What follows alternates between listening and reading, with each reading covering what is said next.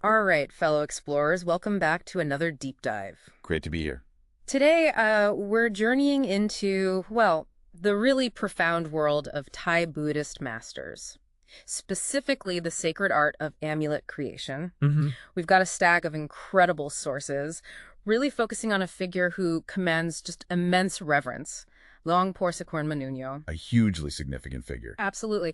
So our mission for you today is to sort of unpack the life, the legacy, and the unique spiritual objects from a master who inherited, well, one of the most potent esoteric lineages around. A direct heir. Exactly. Now, at the heart of his power, and what he got from his own master, Luang Pu Tim, is this thing called Wichafong Phrae Kuman. Ah, yes. And this is where I find it gets really interesting because it's described as, like, incredibly significant, but also perilous. That's right. It's a complex topic. So what exactly is this Phong Phrae Kuman? Why is it considered so spiritually charged?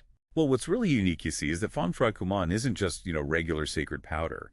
It's actually a potent necromantic substance. Necromantic. Wow. Okay. Yes. The process, as it was passed down through the lineage, it involves sourcing the remains of an infant who died in the womb. The Tai Tung Klum. Precisely. Yeah. And through very specific ritual, complex incantations, the spirit is actually invited to assist, to help create this powerful substance. To generate merit, right, and power. Exactly, for merit and power. Yeah.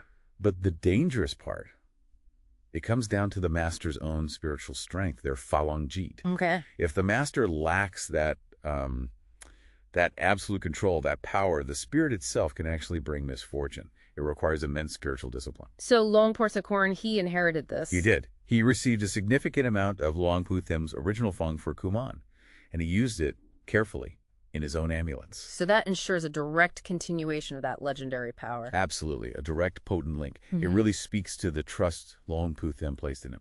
Right. So this incredible, powerful powder, it became the foundation for a lot of his work. The core of many, yes. Can you give us a glimpse then? Some of the most sought after, maybe intriguing amulets he created, the ones that really stand out. Definitely. I mean, one of the absolute legends is his Pra Khru Manūnatham.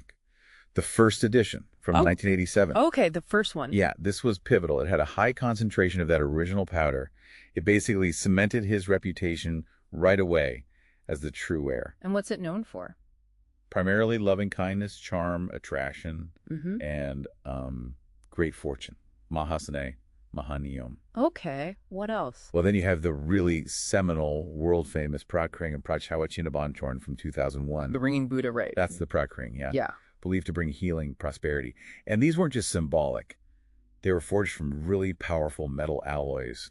Including metal from Luang Pu Tim's own original Pra Kroo. Wow, okay. That direct link again.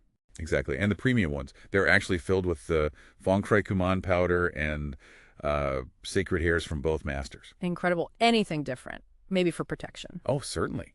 Look at the Siwa Chana silk, the tiger that conquers armies, from 2002. Sounds intense. It was created specifically to give courage and serious protection, particularly for military and police personnel.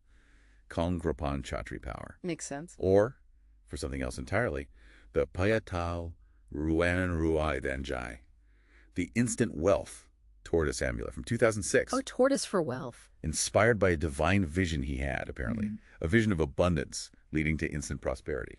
Very popular. So it's clear his amulets are, well, deeply significant objects. But zooming out a bit, what does this all mean for his legacy? How did he really continue his master's work beyond just the amulets? What was his lasting impact? That's a great question. Because, connecting the dots, Luang Por Sākon was much more than just an amulet creator, hugely respected as he was for that. Right. After he became abbot of Wat Nong Grub back in 1965, he completely transformed the place, made it a national center for pilgrimage. How so? Well, he funded massive projects there, like the visionary 3-story Yant Museum, a whole building dedicated to sacred geometry, yantras, amulets. Funded by the amulets themselves. Exactly. The funds raised from people acquiring his amulets went straight back into the temple to projects like the museum. It created this virtuous cycle.